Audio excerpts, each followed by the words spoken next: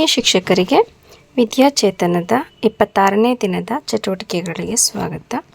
ಈ ದಿನದಂದು ಮೊದಲನೇ ಅವಧಿ ಎಕ್ಸ್ಚೇಂಜ್ ಗ್ರೀಟಿಂಗ್ಸ್ ಆ್ಯಂಡ್ ಕಾನ್ವರ್ಸೇಷನ್. ಇಲ್ಲಿ ನಾವು ಪ್ರೀವಿಯಸ್ ಡೇ ಆ್ಯಕ್ಟಿವಿಟೀಸ್ ಅಂತೇಳಿ ಕೊಟ್ಟಿದ್ದಾರೆ. ಅಂದರೆ ಮಕ್ಕಳು ಪೇಪರ್ ಕ್ರೌನ್ ಅಂದರೆ ಪೇಪರಿಂದ ಮಾಡಿರೋಂಥ ಕಿರೀಟವನ್ನು ಧರಿಸಿ ಶಾಲೆ ಒಳಗಡೆ ಪ್ರವೇಶ ಮಾಡ್ತಾರೆ.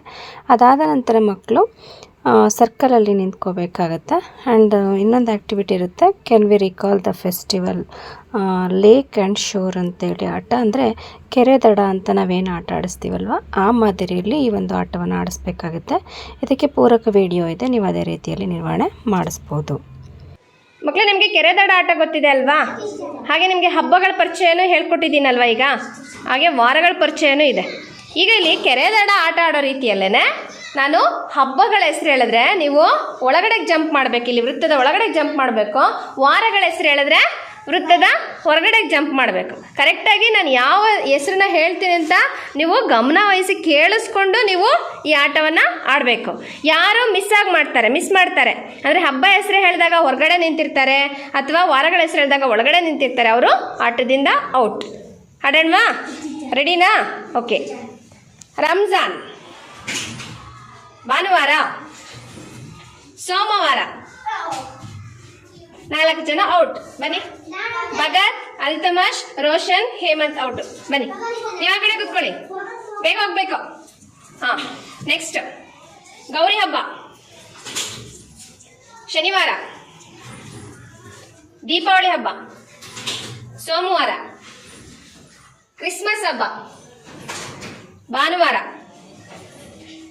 ಗುರುವಾರ ದೀಕ್ಷಾ ಔಟ್. ಬಾ. ಹಾಂ, ಗಣೇಶನ ಹಬ್ಬ ಸೋಮವಾರ. ಗುಡ್ ಫ್ರೈಡೆ ಹೇಳ್ಬಾರ್ದು, ಬೇಗ. ಹಾಂ, ಶನಿವಾರ. ಭಾನುವಾರ ಬಗ್ಗಿದ ಔಟ್. ಕೃತಿಕಾ ಔಟ್. ಹಾಂ, ಓಕೆ. ದೀಪಾವಳಿ, ಯುಗಾದಿ. ಇಬ್ರು ಔಟ್. ಗೆದ್ದಿದ್ದಾರಾ? ಚಪ್ಪಾಳೆ ಹಾಕಿ ಮಕ್ಕಳ. ಎರಡನೇ ಅವಧಿ ಮೈ ಟೈಮ್. ಈ ಅವಧಿಯಲ್ಲಿ ನಾವು 26ನೇ ದಿನದಂದು ಹೊಸ ಚಟುವಟಿಕೆಗಳನ್ನು ಮತ್ತೊಮ್ಮೆ ಪರಿಚಯಿಸ್ಕೊಡ್ಬೇಕಾಗತ್ತೆ. ಅದಕ್ಕೆ ಪೂರಕವಾಗಿ ವಿಡಿಯೋಗಳಿದೆ, ಯಾವ್ಯಾವ ಒಂದು ಲರ್ನಿಂಗ್ ಏರಿಯಾದಲ್ಲಿ ಯಾವ ಚಟುವಟಿಕೆಗಳನ್ನು ನಿರ್ವಹಿಸಬೇಕು ಅಂತೇಳಿ ನಾನು ಹೇಳಿದ್ದೀನಿ. ಸೊ ಅದೇ ರೀತಿಯಲ್ಲಿ ನೀವು ನಿರ್ವಹಣೆ ಮಾಡಿಸ್ಬೋದು, ಅಂದರೆ ಪರಿಚಯ ಮಾಡಿಸ್ಕೊಡ್ಬೇಕಾಗತ್ತೆ ಎರಡನೇ ಅವಧಿಯಲ್ಲಿ. ಮಕ್ಕಳು, ಇಲ್ಲಿ ಇದು ಬಿಲ್ಡಿಂಗ್ ಬ್ಲಾಕ್ಸ್ ಮೂಲೆ. ಇಲ್ಲಿ ಏನ್ ಮಾಡ್ಬೇಕು ಅಂತ ಹೇಳಂದ್ರೆ ಪಿರಮಿಡ್ ರಚನೆ ಮಾಡಬೇಕು. ಏನ್ ಮಾಡಬೇಕು? ಪಿರಮಿಡ್ ರಚನೆ ಮಾಡ್ಬೇಕು. ನಾನು ಇವತ್ತು ಹೇಳ್ಕೊಡ್ತೀನಿ. ನಾಳೆಯಿಂದ ನೀವು ಈ ಮೂಲಕ್ಕೆ ಬಂದಾಗ ನೀವು ಪಿರಮಿಡ್ ರಚನೆ ಮಾಡೋದನ್ನ ನಾನು ಇಲ್ಲಿ ಹೇಳ್ಕೊಡ್ತೀನಲ್ಲ, ನೀವು ಅದೇ ರೀತಿಯಲ್ಲಿ ಮಾಡಬೇಕಾಗುತ್ತೆ. ಇಲ್ಲಿ ವಸ್ತುಗಳನ್ನ ಇಟ್ಟಿದ್ದೀನಿ ನೋಡಿ. ಫಾರ್ ಎಕ್ಸಾಂಪಲ್ ಇಲ್ಲಿ ಕಪ್ಗಳು ಇಟ್ಟಿದ್ದೀನಿ, ಪೇಪರ್ ಕಪ್ಗಳು, ಜೊತೆಗೆ ಇಲ್ಲಿ ಡೈಸ್ಗಳು ಇಟ್ಟಿದ್ದೀನಿ, ಇಲ್ಲಿ ಬಾಕ್ಸ್ಗಳಿದೆ. ಇವುಗಳನ್ನ ಉಪಯೋಗಿಸ್ಕೊಂಡು ನೀವು ಪಿರಮಿಡ್ ರಚನೆಯನ್ನ ಮಾಡಬೇಕು. ಇಲ್ಲಿ ಪೇಪರ್ ಕಪ್ ಇದೆ, ಪೇಪರ್ ಕಪ್ನಲ್ಲಿ ನಾನು ಪಿರಮಿಡ್ನ ಮಾಡ್ತೀನಿ. ಹಾಗೆ ಡೈಸ್ಗಳಲ್ಲಿ ಪಿರಮಿಡ್ನ ಮಾಡ್ತೀನಿ, ಮತ್ತೆ ಬಾಕ್ಸ್ಗಳಲ್ಲಿ ಮಾಡ್ತೀನಿ. ಹೇಗೆ ಮಾಡ್ತೀನಿ ಅಂತ ಈಗ ನೀವು ನೋಡ್ಕೊಳ್ಳಿ, ಆಯ್ತಾ ಮಕ್ಕಳು? ಈ ರೀತಿ ನೋಡಿ, ಡೈಸ್ ಅಲ್ಲಿ ನಾನು ಏನ್ ಮಾಡಿದ್ದೀನಿ, ಪಿರಮಿಡ್ ಆಕೃತಿಯಲ್ಲಿ ನೋಡಿ, ತ್ರಿಕೋನಾಕಾರ ಮೂರು ಮೂಲೆ ಬಂದಿದೆಯಲ್ಲ ಮಕ್ಕಳಲ್ಲಿ. 3 ಮೂಲೆಗಳ ಆಕಾರದಲ್ಲಿ ಡೈಸ್ ನಲ್ಲಿ ಪಿರಮಿಡ್ ಅನ್ನ ರಚನೆ ಮಾಡಿದ್ದೀನಿ. ಹಾಗೆ ಇಲ್ಲಿ ಲೋಟಗಳು, ಪೇಪರ್ ಕಪ್ಗಳನ್ನು ಕೂಡ ತ್ರಿಕೋನಾಕಾರದಲ್ಲಿ ಜೋಡಿಸಿದ್ದೀನಿ. ಹಾಗೆ ಇಲ್ಲಿ ಹಿಂದ್ಗಡೆ ಬಾಕ್ಸ್ಗಳನ್ನು ಕೂಡ ಯಾವ ರೀತಿ ಜೋಡಿಸಿದ್ದೀನಿ ಮಕ್ಕಳ? ತ್ರಿಕೋನಾಕಾರದಲ್ಲಿ ಜೋಡಿಸಿದ್ದೀನಿ. ನೀವು ಈ ಮೂಲಕ್ಕೆ ಬಂದಂಥ ಸಂದರ್ಭದಲ್ಲಿ ಇದೇ ರೀತಿ ಅವುಗಳನ್ನ ಉಪಯೋಗಿಸ್ಕೊಂಡು ಈ ರೀತಿ ತ್ರಿಕೋನಾಕಾರದಲ್ಲಿ ಪಿರಮಿಡ್ ಆಕಾರದಲ್ಲಿ ನೀವೇನ್ ಮಾಡಬೇಕು? ಜೋಡಿಸ್ಬೇಕು. ಇದು ಯಾವ ಮೂಲೆಯಲ್ಲಿ ಮಕ್ಕಳ? ಬಿಲ್ಡಿಂಗ್ ಬ್ಲಾಕ್ಸ್ ಮೂಲೆ. ಇಲ್ಲಿ ಗಣಿತ ಮೂಲಕ್ಕೆ ಬಂದಾಗ ನೀವೇನು ಮಾಡಬೇಕು ಅಂದರೆ ಮಕ್ಕಳ, ಇಲ್ಲಿ ನಾನು ಚಾರ್ಟ್ ಮಾಡಿದ್ದೀನಲ್ವ, ಕಾಣಿಸ್ತಿದೆಯಲ್ಲ, ನಂಬರ್ ಬರೆದಿದ್ದೀನಿ. 0 ಇಂದ 9 ನಂಬರ್ ಇದೆ ಅಲ್ಲಿ. ಅಂದರೆ ಅದಲು ಬದಲಾಗಿದೆ, ಎಲ್ಲೆಲ್ಲ ಉಲ್ಟಾ ಪಲ್ಟಾ ಸಂಖ್ಯೆಗಳನ್ನ ಬರೆದಿದ್ದೀನಿ ನಾನು. ಏನು ಏಕಪ್ರಕಾರವಾಗಿ ಬರ್ದಿಲ್ಲ, ಅನುಕ್ರಮವಾಗಿ ಬರ್ದಿಲ್ಲ ನಾನು. ನೀವೇನು ಮಾಡಬೇಕು ಅಂದರೆ ಅಲ್ಲಿ ಕೆಲವೊಂದು ಮಿಂಚುಪಟ್ಟಿಗಳಿದೆ, ರೌಂಡ್ ಶೇಪ್ದು, ಅವುಗಳನ್ನ ಇಲ್ಲಿ ಆ ಸಂಖ್ಯೆಗಳ ಮೇಲೆ ಇಡಬೇಕು. ಈಗ ಮೊದಲನೇದು ಎಷ್ಟಿದೆ ಮಕ್ಕಳ? 0 ಮೇಲೆ ಎಷ್ಟು ಇಡಬೇಕು? ಹೆಂಗೆ? 0 ಅಂದರೆ ಬೆಲೆ ಎಷ್ಟು? ಏನು ಇಲ್ಲ ಅಂತ ಅಲ್ವಾ? ಸೊ ಏನು ಇಲ್ಲ ಅಂದ್ರೆ ಅಲ್ಲಿಗೆ ನಾವು ಅದನ್ನ ಇಡ್ಬೇಕಾ? ಇಲ್ಲ. ನೆಕ್ಸ್ಟ್ ಎಷ್ಟಿದೆ ಮಕ್ಕಳ? 5 ಅಂದ್ರೆ ಎಷ್ಟು ಇಡ್ಬೇಕು ಅಲ್ಲಿಗೆ? 5 ಮಿಂಚುಪಟ್ಟಿಗಳನ್ನ ಅದರೊಳಗಡೆ ಜೋಡಿಸ್ಬೇಕು. ದೀಕ್ಷಾ ಇಡಮ್ಮ ನೋಡ್ತೀನಿ. 5ನೇ ಎಣಿಸ್ಬಿಟ್ಟು ಇಡ್ಬೇಕು, ಹೇಳ್ಬೇಕು. ಈ ಕಡೆ ಇನ್ನೊಂಚೂರು ಕೆಳಗಡೆ ಇಡು. 1 2 3 4 5 ಅಲ್ವಾ? ನೋಡಿ, ಯಾವ ರೀತಿನಾದ್ರು ಜೋಡಿಸ್ಬೋದು, ಅದ್ರ ಸುತ್ತನಾದ್ರು ಜೋಡಿಸ್ಬೋದು. 1 2 3 4 5 ಆಯ್ತಾ? ಇದ್ರೊಳಗಡೆ ಎಷ್ಟಿದಾವೆ? ಸಂಖ್ಯೆ ಎಷ್ಟೇ? ಮಿಂಚುಪಟ್ಟಿಗಳನ್ನ ಒಳಗಡೆ ಇಟ್ಟಿದ್ದೀವಿ. ನೆಕ್ಸ್ಟ್ ಎಷ್ಟಿದೆ? 2 ಇಡಬೇಕು. ಶಮೀಲ್ ಇಡು 2. 1 ಎಣಿಸ್ಬೇಕು, ಆಯ್ತಾ? ಎಣಿಸ್ಬಿಟ್ಟು ಇಡಬೇಕು. ಆ ಸಂಖ್ಯೆ ಎಷ್ಟಿದೆಯೋ ಅಷ್ಟೇ ಮಿಂಚುಪಟ್ಟಿಗಳನ್ನ ಅದರೊಳಗಡೆ ಇಡಬೇಕು. ಇಲ್ಲಿ ಆ ಮಿಂಚುಪಟ್ಟಿಗಳನ್ನ ಇಡ್ಬೋದು, ಅಥವಾ ಹುಣಸೆ ಬೀಜಗಳು, ಅಥವಾ ಗೋಲಿ ಇದ್ರೆ ಗೋಲಿ, ಕಲ್ಲು ಇದ್ರೆ ಕಲ್ಲು. ಅಲ್ಲಿ ಏನು ಮೆಟೀರಿಯಲ್ಸ್ ಇರುತ್ತೋ ಅದನ್ನು ನೀವೇನು ಮಾಡಬೇಕು, ಈ ಗ್ರೂಪಿಗೆ ಬಂದಾಗ ಅವುಗಳ ಮೇಲೆ ಅಷ್ಟು ಸಂಖ್ಯೆಗಳಷ್ಟೇ ಗೋಲಿ ಅಥವಾ ಮಣಿಗಳಿರ್ಬೋದು, ಅವುಗಳನ್ನ ಇಟ್ಟು ಅಲ್ಲಿ ಈ ಚಟುವಟಿಕೆಯನ್ನು ಮಾಡಬೇಕು. ಗೊತ್ತಾಯ್ತಲ್ಲ ಮಕ್ಕಳು? ಇಲ್ಲಿ ಬರೆಯೋ ಮೂಲಕ ಬಂದಾಗ ನೀವೇನು ಮಾಡಬೇಕು ಅಂದರೆ, ಇಲ್ಲಿ ನಾನು ಕ್ಲೇ ಇಟ್ಟಿರ್ತೀನಿ. ಆ ಕ್ಲೇನಲ್ಲಿ ನೀವು ಅಕ್ಷರಗಳು, ನಿಮ್ಗೆ ಈಗಾಗಲೇ ರಗಸದ ಅಕ್ಷರ ಬರೆಯೋಕ್ಕೆ ಗೊತ್ತಿದೆ ಅಲ್ವಾ? ನಿಮ್ಮ ಹೆಸರನ್ನು ಕೂಡ ಬರೆಯೋಕ್ಕೆ ಗೊತ್ತಿದೆ ಕೆಲವ್ರಿಗೆ. ಆ ಥರದ್ದು ನಿಮ್ಮ ಹೆಸರಾಗಿರ್ಬೋದು, ಅಥವಾ ರಗಸದ ಅಕ್ಷರಗಳಾಗಿರ್ಬೋದು, ಅಥವಾ ಇಂಗ್ಲೀಷ್ ಅಕ್ಷರಗಳನ್ನಾಗಿರ್ಬೋದು, ನೀವೇನು ಮಾಡಬೇಕು, ಈ ಕ್ಲೇಯಿಂದ ಮಾಡಬೇಕು. ಯಾವ ರೀತಿ ಮಾಡಬೇಕು ಅಂತ ಹೇಳ್ಬಿಟ್ಟು ಹೇಳ್ತೀನಿ, ಆಯಿತಾ? ನೋಡಿ, ಕ್ಲೇನ ತಗೊಂಡು ಈ ರೀತಿ ಮಾಡ್ಕೋಬೇಕು. ಈ ರೀತಿ ಮಾಡಿಕೊಂಡು ನಮ್ಗೆ ಯಾವ ಅಕ್ಷರ ಬೇಕು ಆ ಅಕ್ಷರ ಮಾಡ್ಕೊಳ್ಳೋಣ. ಈಗ ನಾನು ರಾ ಅಕ್ಷರ ಮಾಡಲಾ? ಓಕೆ, ರಾ ನೋಡಿ, ರಾ ಅಕ್ಷರಕ್ಕೆ ಇದಾಯ್ತಾ? ನೆಕ್ಸ್ಟ್ ಇದಕ್ಕೇನು ಮಾಡಬೇಕು? ತಲೆ ಕಟ್ ಮಾಡಬೇಕಲ್ಲ, ತಲೆ ಕಟ್ಟು.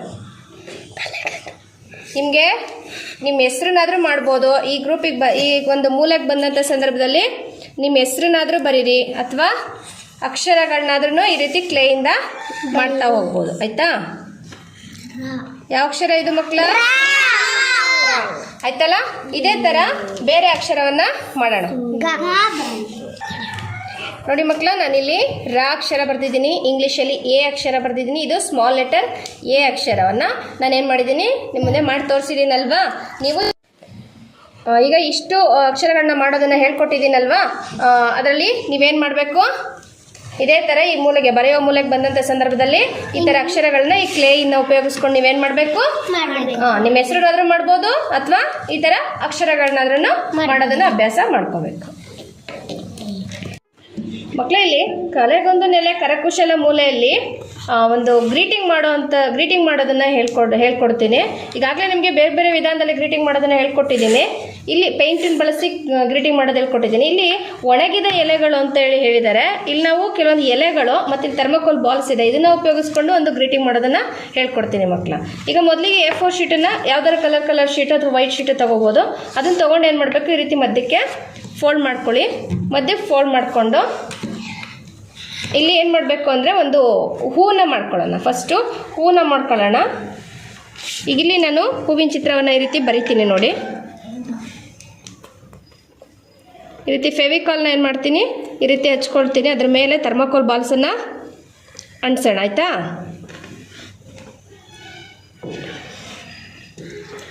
ಇಷ್ಟಾದಮೇಲೆ ಥರ್ಮೋಕೋಲ್ ಬಾಲ್ಸನ್ನು ಅಲ್ಲಿ ಏನು ಮಾಡಬೇಕು, ಅಂಟಿಸ್ತಾ ಹೋಗೋಣ. ಯಾವ ಕಲರ್ ಇರುತ್ತೆ ಹೂವು? ಸಾಮಾನ್ಯ ರೆಡ್ ಕಲರ್ ಇರುತ್ತಲ್ವ ಹೂವು. ಸೊ ರೆಡ್ ಕಲರ್ದನ್ನು ನಾನು ಏನು ಮಾಡ್ತಾ ಹೋಗ್ತೀನಿ, ಈ ರೀತಿ ಅಂಟಿಸ್ತಾ ಹೋಗ್ತೀನಿ. ನೋಡಿ, ಈ ರೀತಿಯಲ್ಲಿ ನಾನು ಎಲೆಗಳನ್ನ ಬಳಸಿ ಮತ್ತು ಥರ್ಮೋಕೋಲ್ ಬಾಲ್ಗಳನ್ನ ಬಳಸಿ ಏನು ಮಾಡಿದ್ದೀನಿ, ಒಂದು ಗ್ರೀಟಿಂಗ್ ಕಾರ್ಡನ್ನು ರಚನೆ ಮಾಡಿದ್ದೀನಿ. ಇದ್ರ ಒಳಭಾಗದಲ್ಲಿ ನಾವು ಏನಾದರೂ ಏನು, ಈಗ ಉದಾಹರಣೆಗೆ ಗೌರಿ ಹಬ್ಬ ಬರ್ತಿದೆ ಅಲ್ವಾ, ಇಲ್ಲಿ ಗೌರಿ ಹಬ್ಬದ ಶುಭಾಶಯಗಳು ಅಂತ ಹೇಳ್ಬಿಟ್ಟು ಏನು ಮಾಡಬೇಕು, ಬರೆದುಬಿಟ್ಟು ನಿಮ್ಮ ಫ್ರೆಂಡ್ಸಿಗೆ ಕೊಡ್ಬೇಕು ನೀವು, ಆಯಿತಾ? ಮಾಡ್ಕೊಂಬರ್ತೀರಲ್ಲ. ಅಂದರೆ ಈ ಗ್ರೂಪಲ್ಲಿ ಬಂದಾಗ ಈ ಥರದ್ದು ಶೀಟ್ಗಳನ್ನ ಇಟ್ಟಿರ್ತೀನಿ, ನೀವು ತೊಗೊಂಡು ಈ ರೀತಿ ಮಾಡಬೇಕು. ಅಥವಾ ಒಣಗಿದ ಎಲೆಗಳನ್ನು, ಒಣಗಿದ ಎಲೆಗಳು ಬರುತ್ತಲ್ಲ, ಅವುಗಳನ್ನೂ ಕೂಡ ಒಣಗಿದ ಎಲೆಗಳಿಂದ ನೀವೇನು ಮಾಡ್ಬೋದು, ಇಲ್ಲಿ ಒಂದು ಚಿತ್ರ ರಚನೆಯನ್ನು ಮಾಡ್ಬೋದು. ಗಣಪತಿ ಮಾಡ್ತಾರೆ, ಗೊತ್ತಿದೆ, ಒಣಗಿದ ಎಲೆ, ಅರಳಿ ಮರದ ಎಲೆಗಳು. ನೀವು ಅದನ್ನು ಅರಳಿ ಮರದ ಎಲೆಗಳು ಸಿಕ್ಕರೆ ತಗೊಬನ್ನಿ, ನಾವು ಅದರಲ್ಲಿ ಗಣಪತಿಯನ್ನು ಮಾಡೋಣ, ಆಯಿತಾ? ಮಕ್ಕಳಲ್ಲಿ ಆಟಿಕೆ ಮಾಡಿ ಕಲಿ ಮೂಲೆಯಲ್ಲಿ ಒಂದು ಸ್ಪಂಜಿಂದ ಹೇಗೆ ಬೊಂಬೆಯನ್ನು ಮಾಡ್ಬೋದು ಅಂತೇಳಿ ನಾನು ನಿಮಗೆ ತೋರಿಸ್ಕೊಡ್ತೀನಿ ನೋಡಿ. ಇಲ್ಲಿ ಸ್ಪಂಜ್ ಇದೆಯಲ್ಲ, ಇದು ಬೇಕು, ಮತ್ತು ಅದಕ್ಕೆ ರಬ್ಬರ್ಗಳು ಬೇಕು, ಮತ್ತು ಇಲ್ಲಿ ಗೊಂಬೆಗೆ ಬಾಯಿ ಕಣ್ಣು ಅದನ್ನು ಮಾಡಲಿಕ್ಕೆ ಈ ರೀತಿ ಪೇಪರ್ ಕಟ್ಟಿಂಗ್ಸನ್ನು ನಾನು ಮಾಡ್ಕೊಂಡಿದ್ದೀನಿ. ಈಗ ಹೇಗೆ ಮಾಡಬೇಕು ಅಂತ ಹೇಳ್ಕೊಡ್ತೀನಿ, ನೀವು ಈ ಮೂಲೆಗೆ ಬಂದಾಗ ಅದೇ ಥರ ಮಾಡಬೇಕು, ಅಥವಾ ಮನೆಯಿಂದ ಈ ಥರದನ್ನು ಸ್ಪಂಜ್ ತೊಗೊಂಡು ಬಂದು ನೀವು ಇಲ್ಲಿ ಮಾಡಬೇಕಾಗತ್ತೆ, ಆಯಿತಾ? ಈಗ ಇಲ್ಲಿ ಬೊಂಬೆನ ಮಾಡೋದಕ್ಕೆ ನಿಮ್ಗೆ ಗೊತ್ತಿದೆ. ಫಸ್ಟ್ ಏನು ಮಾಡೋಣ, ತಲೆ ಭಾಗವನ್ನು ಮಾಡೋದಕ್ಕೆ ಇಲ್ಲಿ ರಬ್ಬರ್ ಬ್ಯಾಂಡ್ಗಳಿದ್ದಾವೆ. ಈ ರಬ್ಬರ್ ಬ್ಯಾಂಡ್ಗಳನ್ನ ಏನು ಮಾಡಬೇಕು, ಈ ರೀತಿ ಹಾಕ್ಬಿಟ್ಟು ಏನು ಮಾಡಬೇಕು, ತಲೆಯನ್ನು ಈ ರೀತಿ ನೋಡಿ 2 ಭಾಗ ಮಾಡ್ಕೊಂಡಿದ್ದೀನಿ ನಾನು. ನೋಡಿ ಇದೊಂದು ಭಾಗ ಆಯ್ತು, ಇದೊಂದು ಭಾಗ ಆಯ್ತು. ಆಯ್ತಾ? ಈ ರೀತಿ ಆದ್ಮೇಲೆ ನೆಕ್ಸ್ಟ್ ಏನ್ ಮಾಡ್ಬೇಕು, ಇಲ್ಲಿ ಈ ರೀತಿ ಮತ್ತೆ ಇಲ್ಲಿ ಈ ಮೂಲೆಗೂ ಆ ಮೂಲೆಗೂ ಏನ್ ಮಾಡ್ಬೇಕು, ರಬ್ಬರ್ ಬ್ಯಾಂಡ್ ಅನ್ನ ಹಾಕ್ಬೇಕು.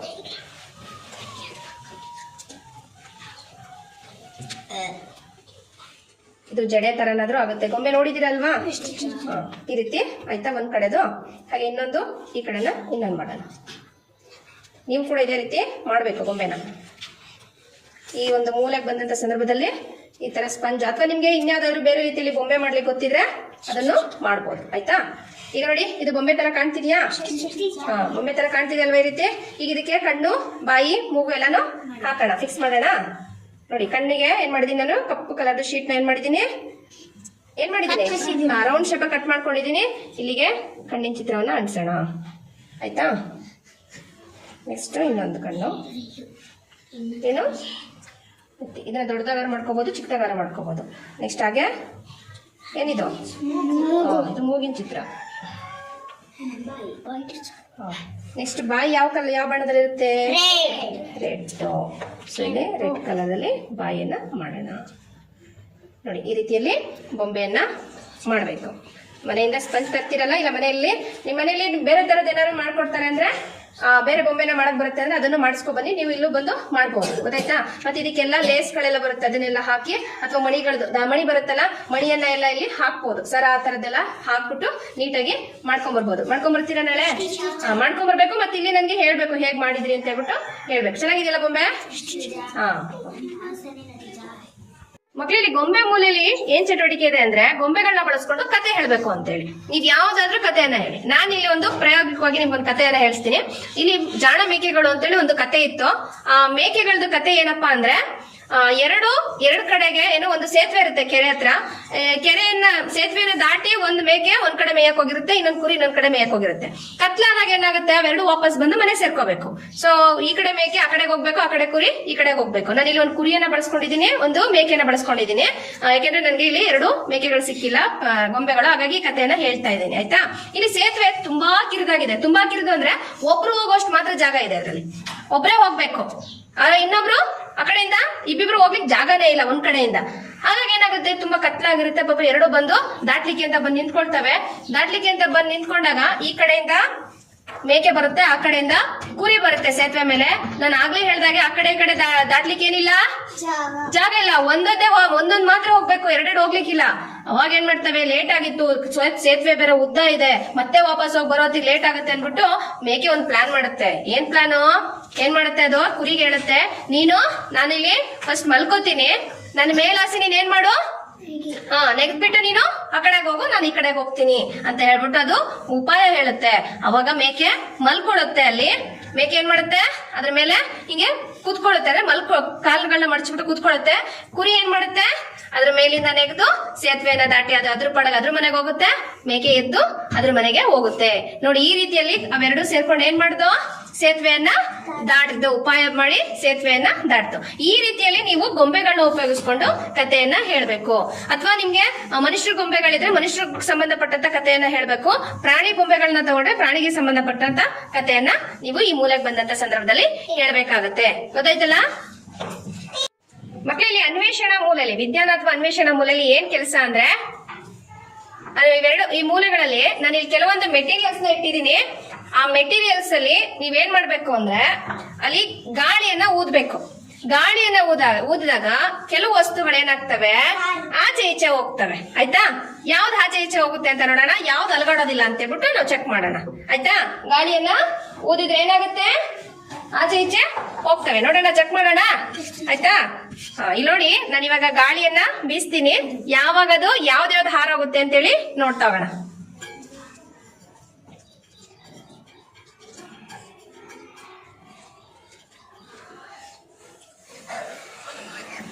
ಏನಾಗ್ತಿದೆ,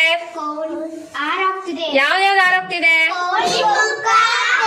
ಮುಟ್ಬೇಡಿ, ನೀವು ಮುಟ್ಬೇಡಿ, ಬಿಡಿ, ಕೈ ಬಿಡಿ. ಯಾವ್ದಾವ್ದು ಹಾರೋಗ್ತಿದೆ?